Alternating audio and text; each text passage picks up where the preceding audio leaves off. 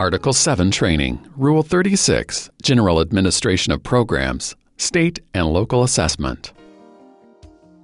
Idea 97 and Article 7 require that students with disabilities participate in all state and local assessment programs with appropriate accommodations and alternate assessments if necessary, as indicated in a student's IEP.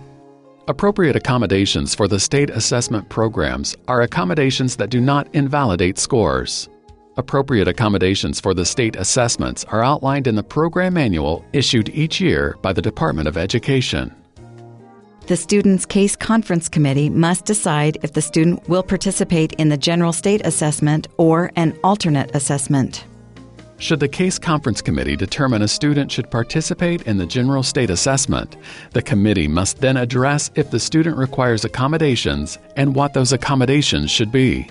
The student's case conference committee must determine in advance whether the student will utilize any of the appropriate accommodations outlined in the program manual issued by the Department of Education during state and district assessments and throughout the student's educational program.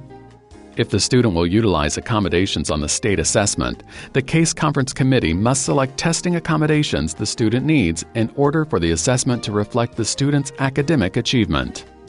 Accommodations that will invalidate a student's score should not be authorized. The accommodations the student will use must be documented in the student's IEP. Accommodations, if used for state and district assessments, would invalidate a student's score may be used in classroom instruction. Those accommodations cannot be used on state assessments. The case conference committee may determine that a student will participate in an alternate assessment in lieu of participating in the general assessment. For state assessments, the case conference committee's determination must be based upon the criteria provided by the Indiana Department of Education.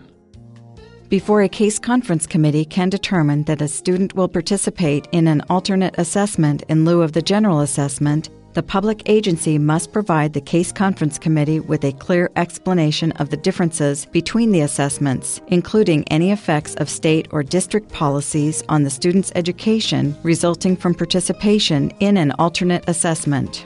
If the case conference committee determines that a student will participate in an alternate assessment, the public agency must ensure that the parent is informed that the student's performance will not be measured against grade-level academic achievement standards.